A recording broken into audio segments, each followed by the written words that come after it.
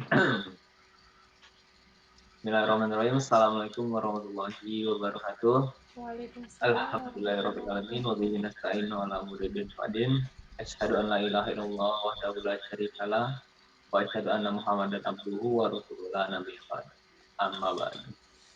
Ya, pada kesempatan kali ini kami dari kelompok 7 di mata kuliah listrik magnet kelas IPA 4A akan sedikit menjelaskan materi bagian kami, yakni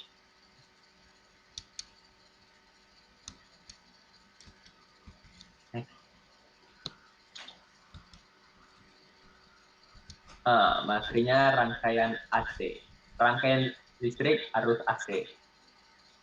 Dan pada kesempatan kali ini ada pun topik yang akan kami bahas secara singkat di sini, yakni yang pertama tentu saja kami akan membahas tentang apa sih pengertian arus AC. Kemudian kami akan juga membahas tentang harga efektif arus AC. Kemudian kami membahas tentang sifat resistor, kapasitor, dan induktor. Serta yang terakhir yakni kami akan membahas tentang hubungan tegangan, impedensi, dan arus. Bella, sebelum dari itu perkenalkan, saya Muhammad Agung Malwanta dengan NIM 11911011430. Dan saya Nur Aziza dengan NIM 11911021432. Ya, baiklah. Langsung saja kita ke materi yang pertama, yakni seputar tentang pengertian arus AC. Nah, sebenarnya arus AC ini dia yang biasa juga disebut dengan arus bolak-balik. Jadi ini arus bolak-balik ini ialah arus listrik yang besar dan arahnya selalu berubah terhadap waktu. Nah, jadi arus AC ini dia sumber tegangannya dari generator, dan persamaan tegangannya terdapat di slideshow dan kalian bisa baca sendiri juga. Serta alat ukur tegangan ini dia bernama ampermeter. Nah, itu gambarnya bisa kalian lihat juga di sana, terdapat gambar ampermeter. Oke, selanjutnya.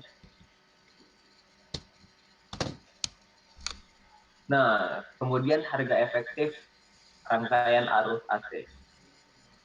Jadi harga efektif arus bolak-balik ialah harga arus bolak-balik yang dapat menghasilkan panas. Panasnya ini sama dalam menghantarkan dan sama dalam waktu yang seperti arus searah gitu.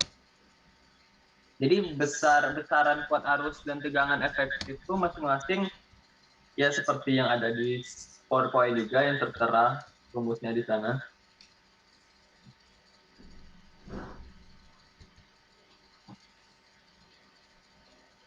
Nah, kemudian saya akan menjelaskan sifat dan kegunaan dari resistor. Nah, kalau untuk sifat ini resistor ini dia bersifat pasif, di mana komponen ini tidak membutuhkan arus listrik untuk bekerja. Nah, sifat selanjutnya yakni resistor ini dia menghambat arus listrik, dan resistor sendiri juga memiliki nilai besaran hambatan, yaitu ohm, dan dituliskan dengan simbol yang seperti kalian lihat di PowerPoint itu juga. Dan kegunaan dari resistor ini dia sebenarnya ada banyak, akan tetapi saya tuliskan hanya 3 saja. Yang pertama yaitu sebagai penghambat arus listrik, sebagai pembagi tegangan, dan sebagai pembagi arus. Nah, kemudian yang selanjutnya yaitu sifat dan kegunaan kapasitor. Nah, yang pertama dia kegunaan resistornya itu menyimpan muatan listrik yang berkurang kecil, kemudian melewatkan arus bolak-balik atau AC, arus AC, yang kemudian dia muatan positifnya tidak dapat mengalir menuju ujung kutub negatif, dan yang terakhir yakni muatan negatifnya tidak bisa menuju ke ujung kutub positif. Dan kemudian sifat dan penggunaan induktor. Nah, jadi induktor ini dia mempunyai sifat yang dapat menyimpan energi dalam bentuk medan magnet.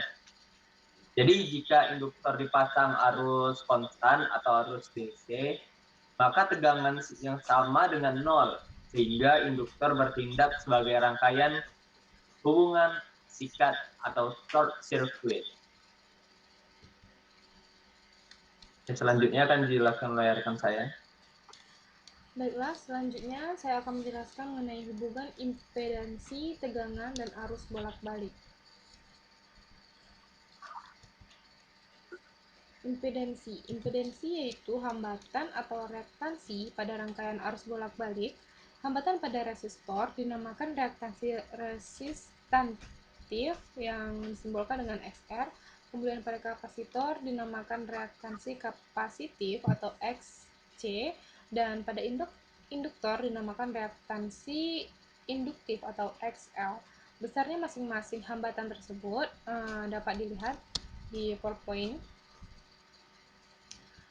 Kemudian tegangan dan arus bolak-balik. Besarnya tegangan total pada rangkaian arus bolak-balik di atas yaitu rumusnya bisa kita lihat di PowerPoint dengan akar V sama dengan VR kuadrat ditambah V R ditambah VL dikurang VC akar 2. Nah, kemudian rangkaian di atas merupakan rangkaian seri, sehingga besarnya arus yang mengalir pada rangkaian tersebut sama besar dan dapat dirumuskan dengan I sama dengan IR sama dengan IL sama dengan IC.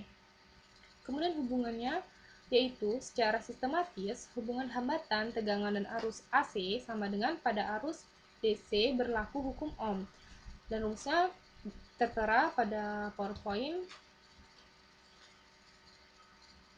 Ya, mungkin hanya itulah penjelasan singkat dari kelompok kami mengenai rangkaian arus bolak-balik atau arus AC. Lebih dari kurang kami mohon maaf atas singkatnya materi ini. Dan akhirul kalam, wabillahi taufiq wal hidayah. Wassalamualaikum warahmatullahi wabarakatuh. Waalaikumsalam warahmatullahi wabarakatuh.